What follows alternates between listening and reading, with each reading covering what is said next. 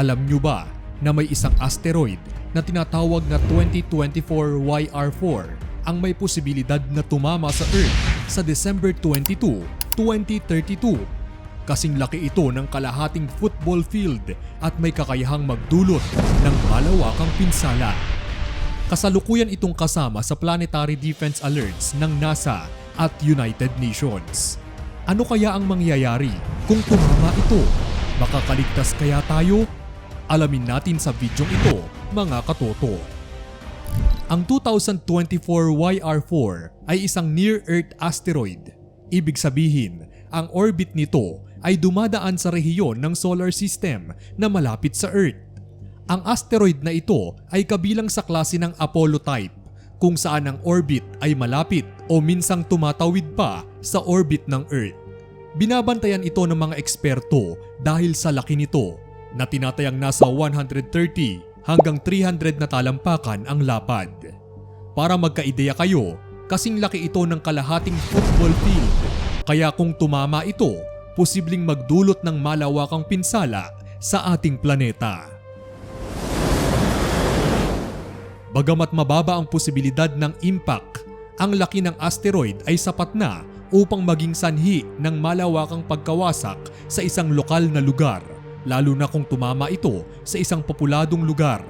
Kaya't bagamat maliit ang chance, hindi pa rin ito pwedeng ipagsawalang bahala ng mga eksperto. Ang 2024 YR4 ay unang nakita ng ATLAS o Asteroid Terrestrial Impact Class Alert System, isang sistema na ginagamit ng NASA upang mag-monitor ng mga asteroid sa kalawakan. Noong Enero 27, 2025, iniulat ng ATLAS ang asteroid sa Minor Planet Center, isang international clearinghouse para sa mga posisyon ng mga asteroid sa kalawakan.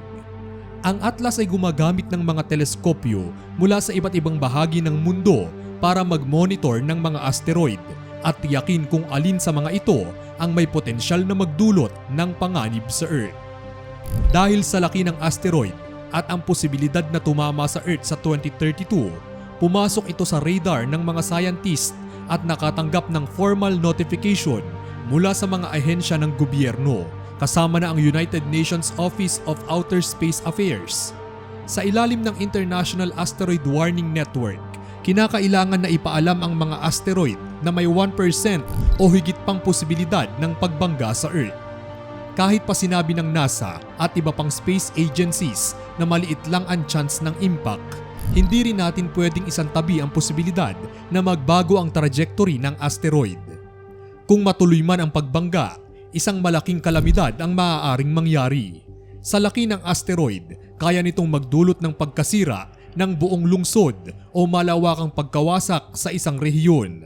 Maiisip mo na lang na parang isang nuclear explosion ang epekto, kaya't kahit ang maliit na posibilidad ng impact ay tinitignan ng mabuti. Ang impact velocity ng asteroid ay tinatayang nasa 17.3 km kada segundo. Sa ganitong bilis, kung tatama ito sa Earth, maaaring magdulot ng isang pagsabog na kasing lakas ng isang nuclear bomb. Ang pagkakaroon ng ganitong malaking enerhiya mula sa impact ay magdudulot ng malawakang pagkawasak at panganib sa buhay sa lugar na tatamaan.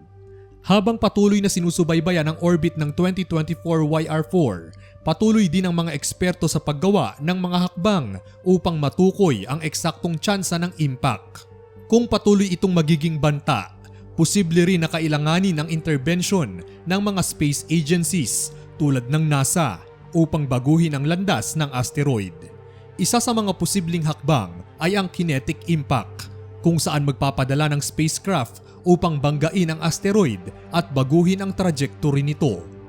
Ang pamamaraang ito ay ipinakita ng NASA sa kanilang DART o Double Asteroid Redirection Test mission, kung saan matagumpay nilang binangga ang isang asteroid upang subukang baguhin ang orbit nito. Sa kaso ng 2024 YR4, kung ang impact probability ay tataas pa, isang opsyon ang paggamit ng nuclear na pagsabog sa kalawakan upang itulak ang asteroid palayo sa Earth. Gayunpaman, ang ganitong hakbang ay may mga limitasyon at panganib din, kaya't patuloy ang pag-aaral ng mga eksperto sa pinakamahusay na solusyon. Ang isang pangunahing tanong na iniisip ng marami ay kung paano tayo makakapaghanda kung matutuloy ang impact. Sa kasalukuyan, wala pa tayong sapat na teknolohiya upang ganap na maprotektahan ang buong mundo mula sa isang malakas na asteroid impact. Bagamat hindi pa sigurado kung magiging banta ang 2024 YR4, ito ay isang paalala na ang ating planeta ay hindi ligtas mula sa mga posibleng banta sa kalawakan. Tulad ng nangyari noong 1908 sa Tunguska, kung saan isang maliit na asteroid ang tumama sa Siberia at nagdulot ng malaking pagsabog. Kailangan nating maging handa at magtulungan bilang isang mundo upang harapin ang mga banta ng kalawakan. Ang asteroid 2024 YR4 ay nagsisilbing isang babala na ang ating kaligtasan ay maaaring depende sa kung gaano kahanda ang buong planeta sa mga ganitong uri ng banta.